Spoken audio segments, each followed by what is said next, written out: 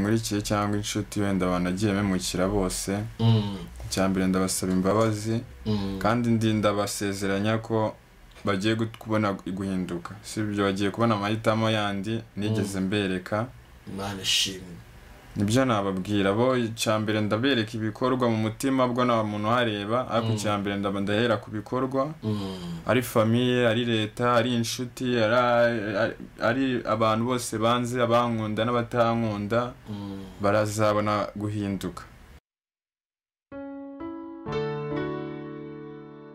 inshuti za gusengerwa abadukurikiye muri uyu mwanya n'ubundi murabizi neza ko hari igihe tugira ikiganiro kidasanzwe tumaze iminsi twiga ijambo ry'Imana ryitwa guhinduka biva ku mahitamo y'umuntu. Guhinduka nta muntu bitira muntu wo byiyamo ukagira amahitamo yawe bitewe n'ijambo ry'Imana wumvishije hanyuma ugahinduka. Uyu munsi rero ni umunsi udasanzwe turi kumwe n'umusore mwese abantu benshi baramuzi wahindutse wateye intambwe arahinduka ushaka kubwira yarahindutse yavuye mu byaha nawe agiye gusigariza guhinduka. Uyu munsi tumwakiriye uko ameze ejo bundi uzamubona ukundi ariko nagira ngo tumwakiriye uko yahindutse avuye hehe ese yarameze ate iyo tuba umuntu atanga ubuhamya ngo navuye mu businzi navuye mu biyobyabwenge ntago abantu bapfa kubyumva neza ariko iyo umuntu atanze ubuhamya bw'uko yarameze akagira uwiteka akagira amahirwe nk'uko agize amahirwe menshi ntibayagira tuvuga Imana tuvanye kera ariko bagize amahirwe yo kuzanabwa n'abana be ngo dore aho navuye dore uko nari meze dore ahantu Yesu yamvanye mwamashimwe akomeye cyane. Hanyuma rero tugiye kumwakira Izabaye. Yes. Tuguhaye ikaze uyu munsi udasanzwe ku buzima bwawe abantu ndagira ngo ubibwire bagukurikiye twande nimba wajya ku rusengero batubwira nimutarugiraga batubwira nikaro tuguhaye ikaze mutwibwire. Murakoze nitwa Izabaye Dinye nkaba kuva navuka ntago nigeze ngira urusengero mbarizwamo ntago ndabatizwa kuva navuka none ndashima Imana kuba yatumye namenyana nayo. Imana ishimwe. Ikindi ndasaba bagenzi banjye ko bahinduka byibuza iyi video nzayibereka igihe nzaba narahindutse bayibone namwe uko mumbona nuko ikindi gihe muzambona muzabibona ko hari uguhinduka. Cyambere ni amahitamo mu mutima ukanahinduka no ku mubiri bikagaragara. Ndasaba Imana izabimfashamo. Cyambere ni uguhitamo neza ugakora ibyiza. Izabaye. Yes. Ari abantu bari kukumva bazakumva bazabatiza Izabaye yarahindutse uyu munsi tumuruzi nk'umusitari ubu tuvugana wahindutse ibyaha warabiretse urashaka kubabwira ko mu gihe cyo uzaba warabatijwe kuko warabatijwe ufite adresse y'itorero ubu ngubu urakijijwe ariko nta adresse y'itorero wakijwe kuri gusengerwa ariko uri mugiye gushaka itorero hajya wahisemo iriye nahisemo ADPR. Imana igumugisha. Hanyuma umuntu gukurikiye Izabaye akeneye kumenya Izabaye yahindutse iki yavuye umuntu nkurikiye cyo namubwira Izabaye yahindutse mu byaha byinshi harimo kunywa itabi gukunda abagore urumogi ibiyobyabwenge kubangamira umuryango leta n'ibindi. Nuko no kubangamira n'umuryango wabangamiraga nabangamiraga nago natuma kubona amahoro. Imana ishimwe. Wangu umuryango nawe mu cyifuzo ufite ukene mbese kuko ubona uhinduka n'amashimwe rwose. Inshuti zawe se mwasangiraga nazo wazibwira ikibazo isezeye se urabishobora uzabishobora bazajya ngo bakujyane mu inshuti zanjye zo cyo nazibwira ntabwo nshobora kuzicaho nshobora kutajyana mu kabari nazo ariko ntitwabura guhura icyo nzababwira icyatumye mpinduka impamvu bazumve nibatazumva igihe kizagera babyumve gusa ndasaba ko babyumva nzagerageza gukora uko nshoboye ndebe ko bahinduka. Ese izabaye mu byaha igihe umaze mu byaha duyishushanyo hari iterambere wabonye mu byaha wabwira umuntu, hari amahoro wabonye mu byaha wabwira umuntu, mu basitari bagenzi bawe wari umusitari mu basitari bagenzi bawe mu bantu mu byaha hari ikintu wababwiye waba warabonyeyo? Mu byaha nta kintu nababwira nyine ni ryara ariko rishaka gutuma niba ari kuzamara imyaka 80 ushaka kumara imyaka 40 iraha ridafite agaciro bya bindi bikwica ukiri muto bikakwangiriza ahazaza hawe. nta terambere nigeze mbonamo na rimwe ahubwo byansubije inyuma kenshi. Byagushubije inyuma ibijyanye n'iby'amashuri nabyo byaranze?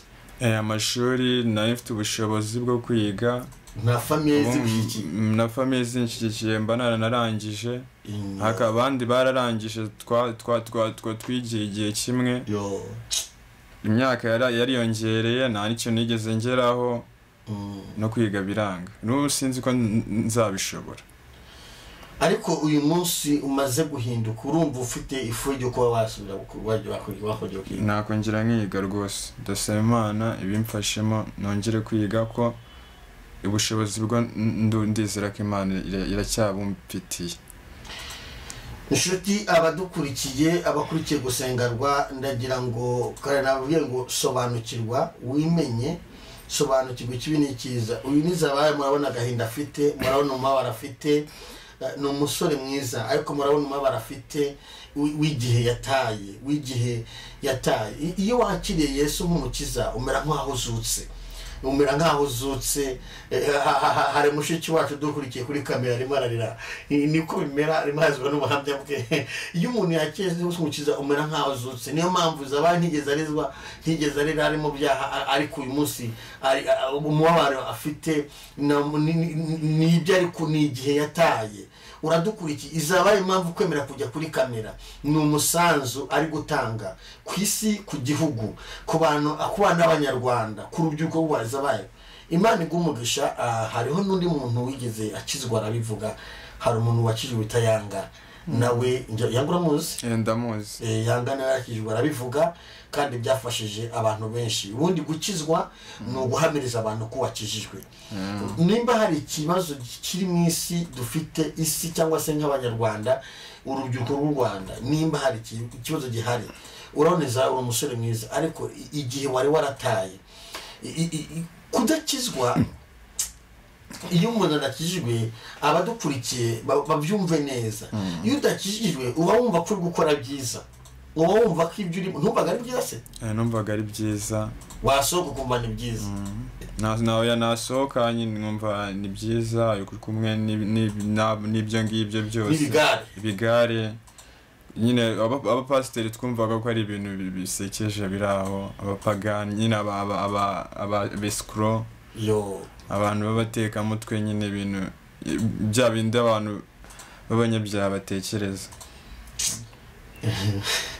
Shuti uwumva umuntu udakijwe ko n'ababyumva nuko ababyumva. Uri mu isi yawe ntabwo uri hano. Birashoboka ko izabaye Imana imuhaye agakiza kugira ngo nawe uhinduke. Kwemera kubivuga ni ukugira ngo ukurikirane ubuhamya bwa izabaye. Kubikurikirana ni ukugira ngo nawe uhinduke, kuko harageze yuko umuntu yitekerezaho.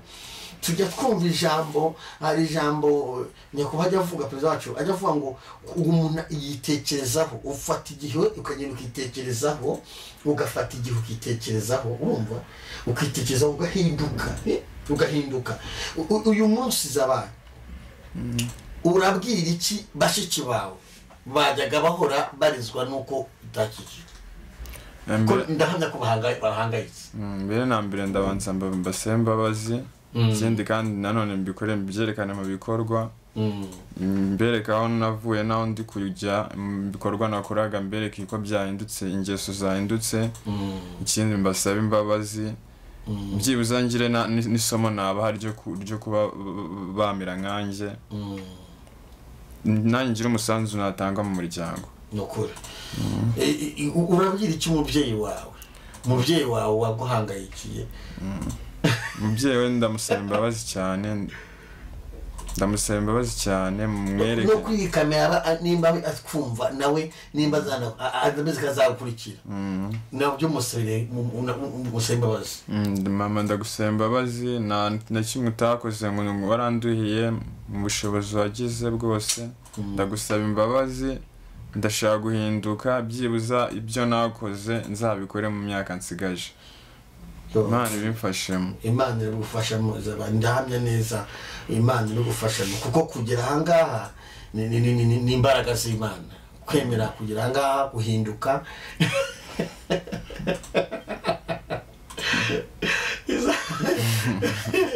Imana irafite imbaraga n'ukuri, abantu Imana ishoboye byose. Abadukurikiye wakibaza ngo sizabaye yakijijwe ate, Imana yamufashe gute? Buriya Imana irafata. Izabaye gukizwa kwe yaherekeje umusore w'inshuti ye aramuherekeza aje kundeba. Imana itanga amakuru.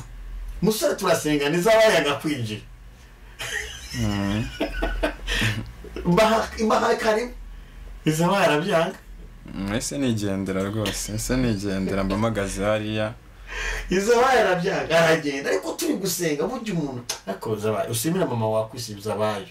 Ndamushimira cyane. Ariko siko kwita umwana izina ryiza rikurikirana umuntu Izabaye. No mu byo warurimo byose, ariko Imana yarikuza. Yarizi kuzahinduka. Ndatangaza yuko Izabaye ntabwo uzasubira inyuma, kuko ntacyo utazi. Uzamugiye kureba ari umuntu utazi. Oya. Abagore utazi. Oya. Inzoga utazi. Oya. Hari izo utanyweye utazi. Na zimwe rwose, namwe inzoga nyinshi pe, izihenze, iziciriritse, inzagwa, kanyanga, suruduwiri nyinshi cyane. Inzoga utazi uzaba ugiye kurebayo. Nazo. Buwate utazi. Utubyiniro utazi. Oya. Nimba hari ibintu ukumbuye, hari akabyiniro ukumbuye, nubwo turi mu gihe tutemewe. Ndumva narabihaze, hari ukuntu ujya mu bintu ukabihaga, none reka nangire ibindi wenda nazi. Ziriya ndirimbo numvaga haramwumva nazumva ziraryoshye cyane. Utangira ibintu nawe utazi. Ibintu utazi, umutima uruhuke cyane. Nukuri. Uyu munsi tujya twumva badushishikariza no kureka n'itabi. Itabi ubwaryo usibye ko no kunywa ari nk'icyaha, ariko itabi buriya inangiza n'abantu. Byo nyine ritera na kanseri, nishwanyaguza ibihaha. Hashimwe Yesu ugufasha utari wagera aho ngaho. Hashimwe Yesu, icyama ngo n'abantu badukurikiye n'uzumva iyi video nawe azahinduke. Ndazi ko nzakira amakuru ufite yizewe y'ijuru, nuko nzakira abana abasore benshi mwagendanye bagahinduka ku bwawe. Nzabikora pe, nzakora uko nshoboye, bishoboka cyose. Ugomba kuba umumaro, nk'uko uvuze ngo ngiye gukora ibyo ntakoze. Ngiye gukora ibyo ntakoze, gukora ibyo utakoze. Gira ibyo ukora, ukore, gukizwa. Njya mbivuga kuri mbere akamwe nkabwira ngo gukizwa ni amahitamo, no kuza kwicara ni amahitamo yawe. Nta kizigo twagushyizemo. Ni amahitamo yo gutanga umusanzu ku gihugu cyawe, ku batuye ku isi. Dufite abana b'Abanyarwanda bajya kwiga bakajya no hanze, ababyeyi babo bakagurisha n'udusambo nk'uko bakatugurisha, bakirya bakimara, bagera hanze bakananirana, bakajya mu biyobyabwenge bakanana. Dufite abana muri kino gihugu ahangaha, abana b'Abanyarwanda, urubyiruko ruri ahangaha rwicaye rwananiye ababyeyi kubera ibiyobyabwenge. Ariko ndajya mu gihe ubwira aba bana, mwana sangiza, ugira icyo ubabwira nawe. Abagerageza kunyumva icyo nababwira bagomba guhinduka. pe ntacyo nakoze rwose bagenzi banjye muzambona benshi muranzi narabirushaga kubinywa bana n'abo bakobwa babashuka ngo mubinywa neza bankundaga kubarusha kubinywa nukuri ikintu nabasaba mugomba guhinduka bari abakobwa mu byiniro hari ahandi bari babagira akamaro cyangwa izindi nshuti hari ahandi mwazisanga atari mu kabyiniro byo mu kabyiniro mwabonyemo byiza muzagerageze ibindi murebe uko bingana muzamenya guhitamo muzahitamo ibyo barabonye mu kabyiniro bakunda ari byiza none bagerageze n'ibyo gusenga bajye mu rusengero bagereranye bazamenya guhitamo sibyo uyizabaye ukubwira nizabaye utarigeze ugera mu rusengero nizabayo utumbaza batanya ntabwo ari uwaguye nizabayo utaremeraga icyo abapasiteri utarigera kugera mu rusengero Yesu yahaye agakiza Yesu yahinduye uyu munsi kuba ameze uku nguku yafashe umwanzuro ngo sinshaka kuzatanga ubuhamya ngo mvuge ibintu abantu ntibamenye uwo narindi we niyo mpamvu yaje n'umusatsi w'abasitari niyo mpamvu yaje yambaye gisitari kugira ngo uzamenye ngo zabayo n'uyu nuko twari tumuzi ntiyashatse gutanga ubuhamya yambwiye ati nimba ndawogosha nkamaraho nimba ndawusokoza pasiteri ariko inyogosho z'abarokore ntawe ndazimenya ariko ndatangira nk'umaraho ninjira mu rusengero nziga uko abandi biyogosha inshuti zagusengerwa abadukurikiye nyamara nimba hari ibintu byo gushima Bibiliya ahantu biri ivuga umwana w'ikirara wari wananiye ngo ababyeyi be ababyeyi bagiye bamuha 8 izabaye niko ameze ababyeyi bagiye mu 8 ngo arawayisha wayisha ibyo kurya upfusha ubusa ngo agera igihe 8 urashira agera igihe yifuza n'ibyo nituvingukira n'ibyo kurya by'ingo akajya byifuza ngo ariko igihe kimwe Mana ishimwe ngo igihe kimwe ngo aza guhinduka yisubiraho asubira ku babyeyi be asubiyeyo icyo ndabizaba uzi ko ababyeyi nimba ari abantu bakwakira abantu ba mbere bashima Imana abantu mbere bagiye gushima Imana ni famiye yawe abakabiri ni leta ni leta ni leta kuko uyu munsi tuzongera gusimbukana nabo ntuzongera kujya ubikanga ntabwo uhora muri gereza uwo muvumo kuvuyeho nawe ubwo wajya ubwirana ati muhinduke rero abadukurikiye mwese nshuti mudukurikiye uhinduke nawe izabaye cyangwa kugira ngo uhinduke tujye twegera ku musozo w'ubuhamya tuzabuzamura tubutange neza ariko yari taviyu yukomeza uyu munsi uhindutse arinde kuko dufite gahunda yuko n'abadukurikiye n'undi muntu wese ukurikije muri Imana kuri gusengerwa wahindutse ukaba wifuza kuza gutanga ubuhamya kuri gusengerwa tuguhaye ikaze nimureke dukoresha igihe cyacu duhindura abantu duhindura isi dukorera Imana nimba udukurikiye ukaba warakise umukiza ugahinduka ukaba rumeze nka Israel ugahinduka ku ijambo ry'Imana kuri gusengerwa ugahinduka ukadukurikira tuguhaye ikaze nomero zacu urazibona kuri link dutanga kuri video yacu naho nomero zacu waduhamagara ukaza ugatanga ubuhamya ukavuga aho Yesu yagukuye ndetse nimba waranakize n'indwara bitewe n'ijambo ry'Imana cyangwa se n'amasengesho nabwo hawe ikaze nimba hari ibitangaza Imana hawe ikaze ngo uzubivuge umusanzu wawe utange ugiriho ugihumeka tubonye abasitari benshi bapfa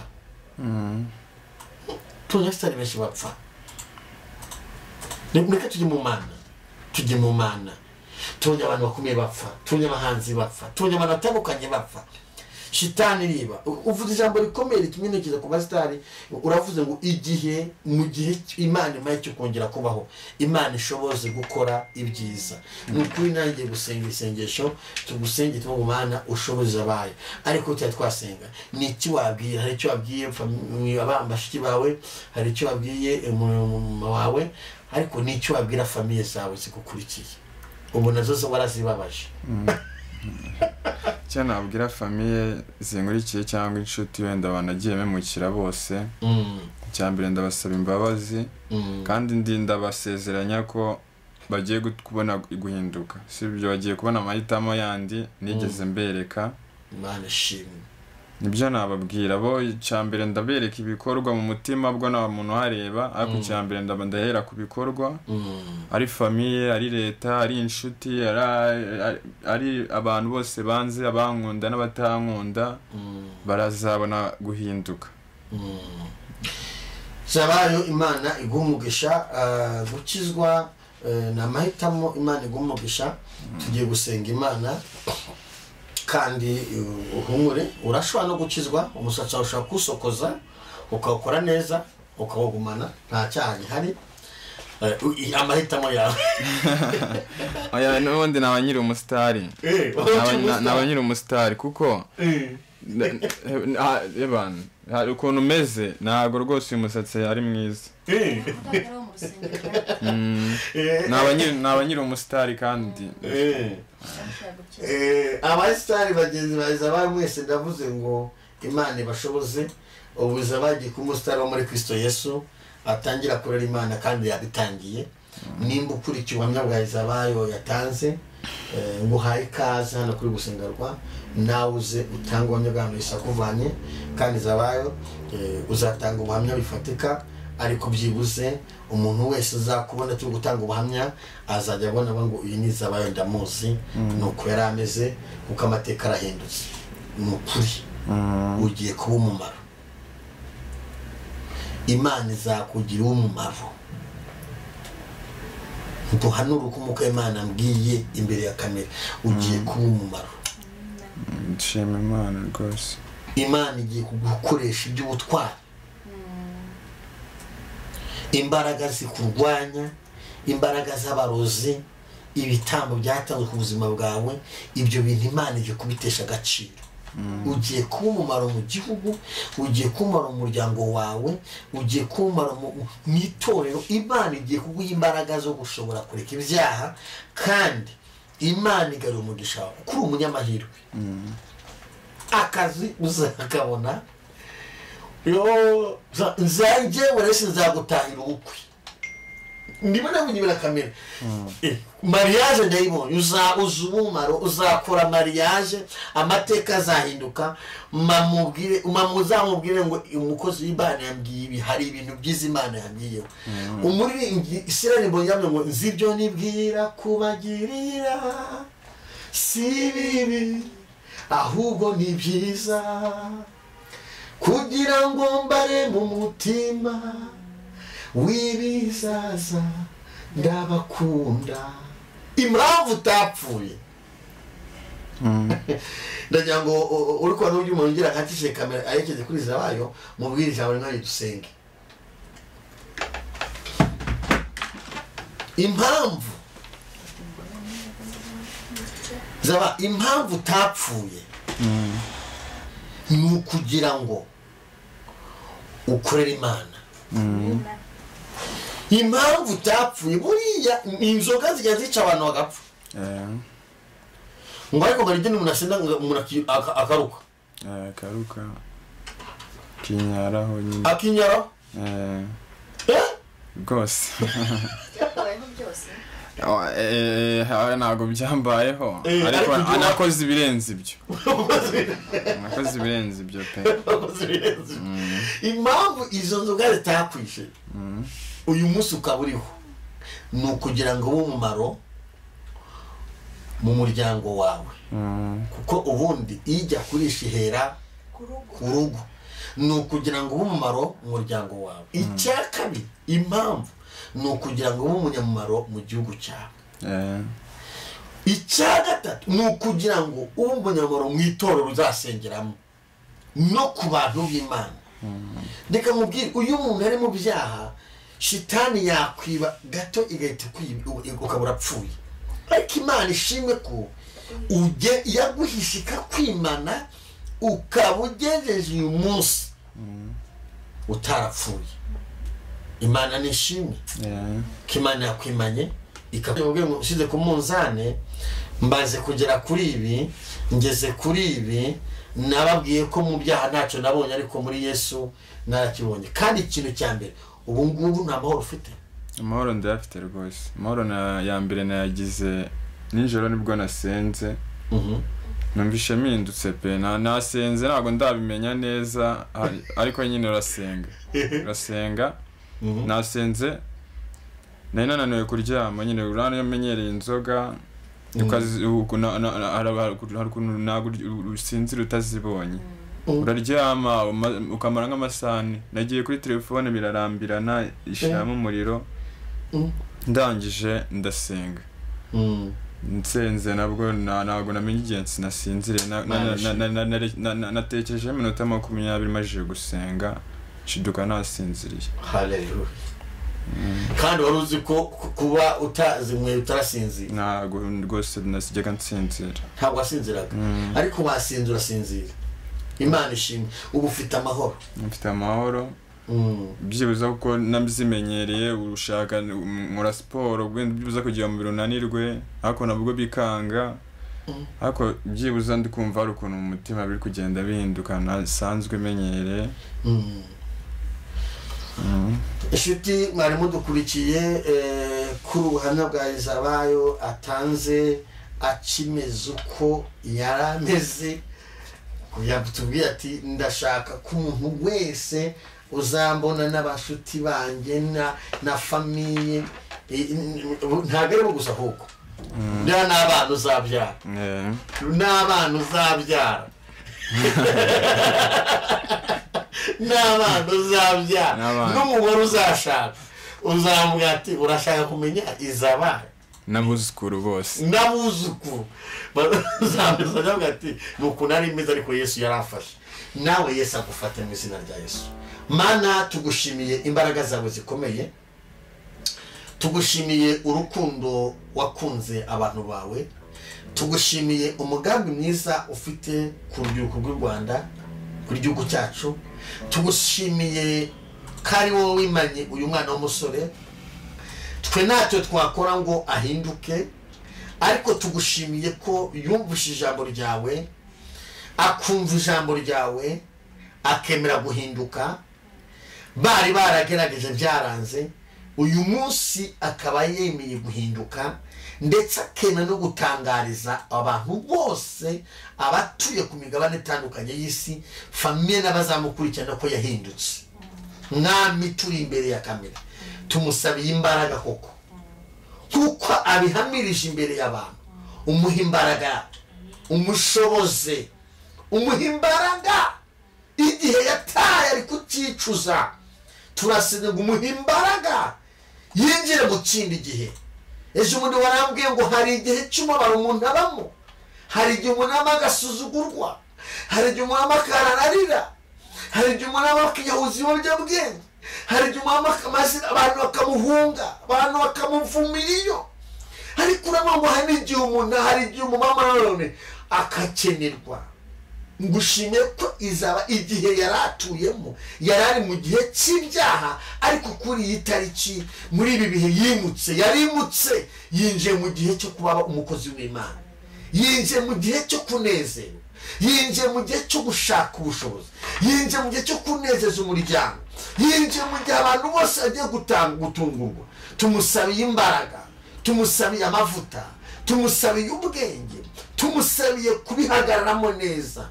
Abamugusha barahari, abamuca intege barahari, ariko turasenga ngo umuhe imbaraga z'umutima kugira ngo umuntu akizwe n'imbaraga z'umutima. Kandi Uwiteka Mwami Yesu Kristo uri Imana igiganda ibyanyazwe, turasenga ngo umushoboze. Hari amashuri ye, hari umugisha, hari akazi, hari amafaranga, hari n'ibindi byinshi, ariko turatura umugisha ku buzima bwa Izabayo. Natuye umugisha kuri we uyu munsi, umugisha ndawatura kuri we. Mwatuyeho umugisha, mugisha kuzakubona, mwatuyeho umugisha, abera umugisha umuryango we, ufungure imiryango ye, ufungure akazi ke, ufungure. Mwatuye umugisha w'urugo mu izina rya Yesu Kristo. Mu minsi nzaza igihe kimwe hano imbere tuzamubonera abaye umugabo udasanzwe akorera Imana, yarakoze ubukwe, ari papa w'abana mu izina rya Yesu. hari abantu bari bazi ko ari uko azapfa, abana bati uriya mubyeyi yarapfushije, ariko tugushimiye ko uyu munsi hari impinduka ije ku buzima bw'uyu musore mwana. Tawere mode kitamandore bori yafa. Tumusabiye imbaraga, musabiye imbaraga z'umwuka we, musabiye igitinyiro cy'Imana, urwanya ibimurwanya, urwanya ibimubuza amahoro, urwanya ibimuca intege, imbaraga zimurwanya ndazirukanye. Ukuboko kwiza kw'Imana ni kumugote, imbaraga z'umusaraba zimugote. Reka abo udasanzwe umukoresha umutware mu rubyiruko mu izina rya Yesu Kristo, abashe guhindura abantu. Kandi umuntu wese uzumva ubuhamya akumva ubuhamya buve mu zabayo buzamutere guhinduka, nawe ayitekerezeho nk'uko umusore yitekerejeho acyumva ijambo ryawe. Urakoze Imana kubikoze, komeza umubere Imana, komeza umwiteho, n'abadukurikira nabo ubiteho, umuntu wese wadukurikiye umushoboze guhinduka. Urakoze Imana kubikoze, mu izina rya Kristo wa Nazareti, amen. Niba wifuza guhinduka bitewe n'ubuhamya bwawe wumvishije, watwandikira ukaza tukagufasha ugahinduka, ugakira, umukiza ugakizwa.